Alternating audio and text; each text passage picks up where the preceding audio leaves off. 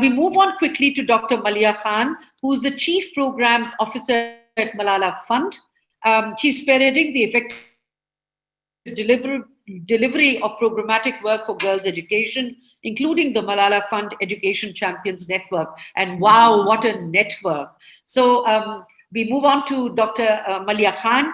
And, you know, one of the big pieces that she is as an expert in is the program design and performance, but also looking at aspects of learning and accountability. The notion of girls' empowerment through a rights-based program approach is something that is very important to her, as she's been a professor of gender studies and has implemented women's programs in marginalized regions of Pakistan. So she's a non-resident fellow at the Atlantic Council, South Asia Center, and a trustee for CARE International. But recently, I just must share that, of course, we invited Malala to be here as well. And but Malala was so busy, and her recent interview with the Atlantic Council on 8th March was absolutely phenomenal, where, you know, the way Malala speaks is so powerful. But I think, you know, the whole idea, and I remember because my engagement with Malala was in 2009 when schools shut down in Swat, and where she says that, you know, why she feels strongly that education is the right for every citizen. And if it means it's a responsibility of every government to provide that, and girls are equal, and where what was so deprived when it came to her and schools shutting down, that's how she looked at that one entitlement that was taken away from her and really belongs to every girl in the whole world, and hence a very exciting program of education champions. Without much ado, we'll come back to that. I'd like to have Dr. Malia Khan, welcome her, and thank you for being in Pakistan.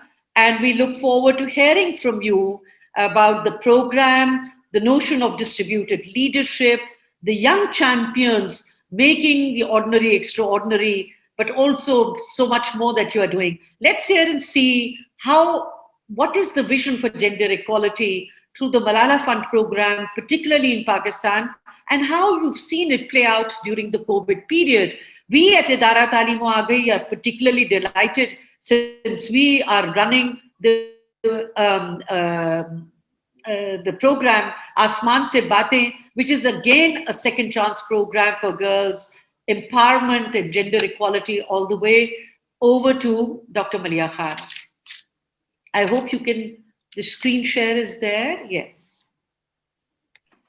Welcome. Hi, thank you, Bela, and thank you everybody else for the invitation and this chance to speak. I will apologize beforehand if my connection isn't the best.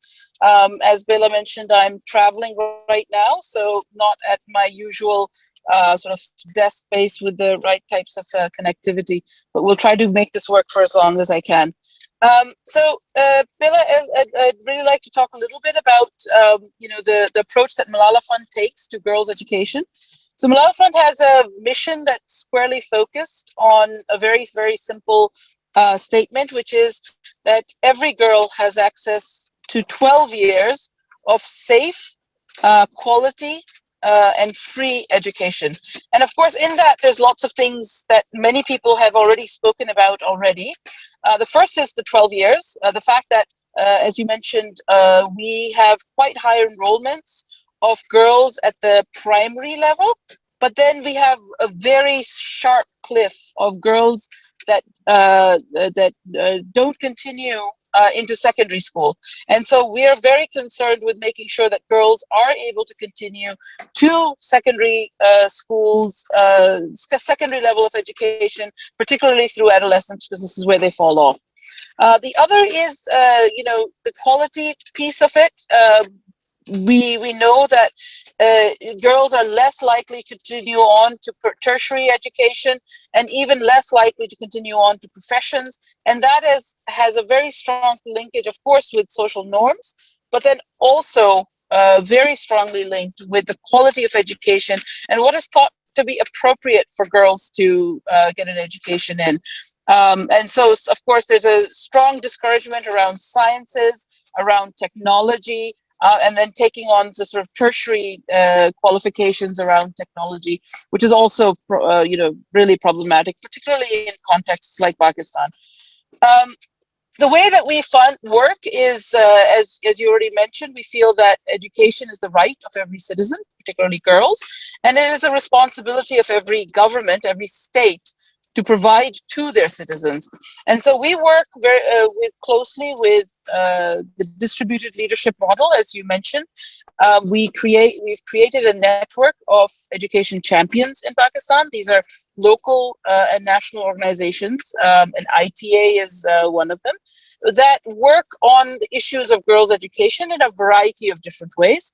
And we try to network them and create a leadership model within them so that they can advocate for the rights of girls and try to find innovative solutions around the social barrier problems, around the technology problem, around the access problems that we have in the country, and really come up with appropriate contextualized solutions for that.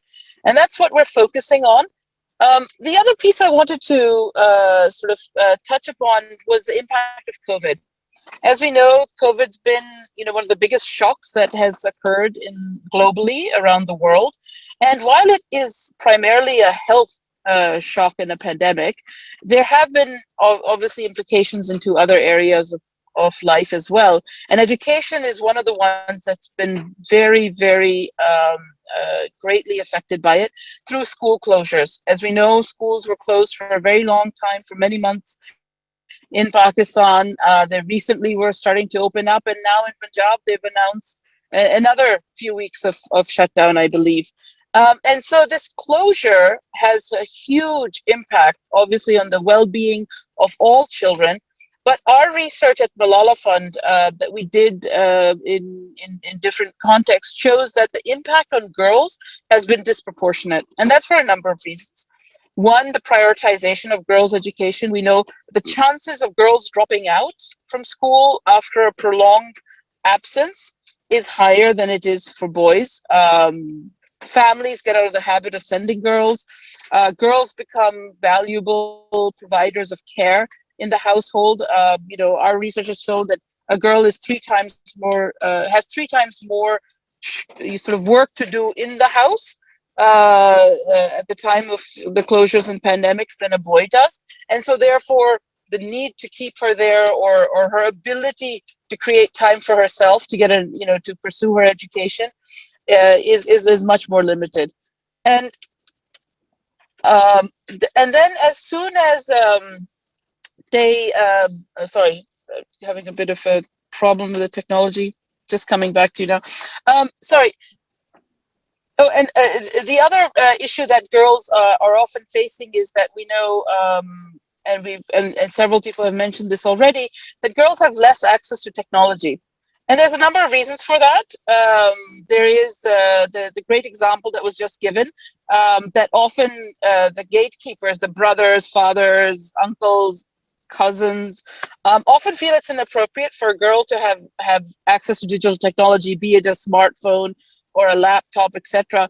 And the access they do have is often negotiated by other male members in the family. So they borrow, it's a family phone, they borrow time off of it, or so forth. And so we found that while the government had made tremendous efforts around around providing alternative channels for education, there was girls were not very likely to get access to it, and they weren't able to access it in a way that was appropriate for their own education.